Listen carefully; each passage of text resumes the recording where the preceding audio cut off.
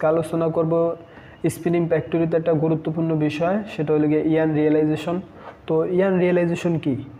Yarn realisation হলো যে এটা পার্সেন্টেজে প্রকাশ করা, সেটা হলো গিয়ে উৎপাদিত সুতার ওজন ডিভাইডেড কাঁচামালের ওজন ইন্টু 100%। অর্থাৎ আপনি কতটুকু কাঁচামাল ব্যবহার করে, র মেটেরিয়ালস ইউজ করে কতটুকু সুতা আপনি ডেলিভারি দিতেছেন, সেটার পার্সেন্টেজই হলো গিয়ে ইয়ার্ন রিয়েলাইজেশন।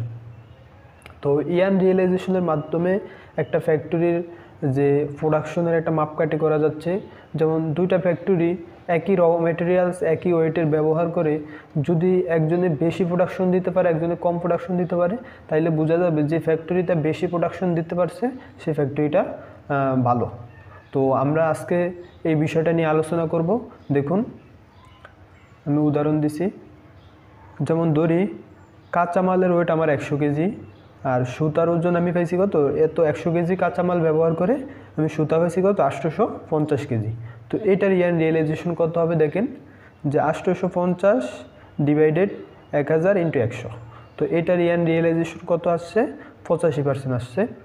আরেকটা দেখেন যে আমি কাঁচামালের ওয়েট সেমই রাখছি, বাট সুতার এখানে আমার সুতা প্রোডাকশন দিতে পারছি কত কেজি, 900 কেজি। দ্যাটস ওয়াই এখানে আমার ইয়ার্ন রিয়েলাইজেশন আসে কত, 90%। তো দেখুন, একটা এসে 85%, একটা 90%। র মেটেরিয়ালস আমার সেমই, বাট একটা আমি প্রোডাকশন বেশি দিতে পারছি, একটা প্রোডাকশন কম দিতে পারছি।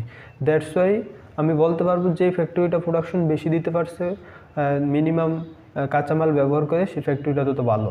তো ইয়ার্ন রিয়েলাইজেশনের মাধ্যমে আমরা ফ্যাক্টরির পরিমাণ যাচাই করতে পারি যে ফ্যাক্টরিটা কত ভালো প্রোডাকশন করতে পারে।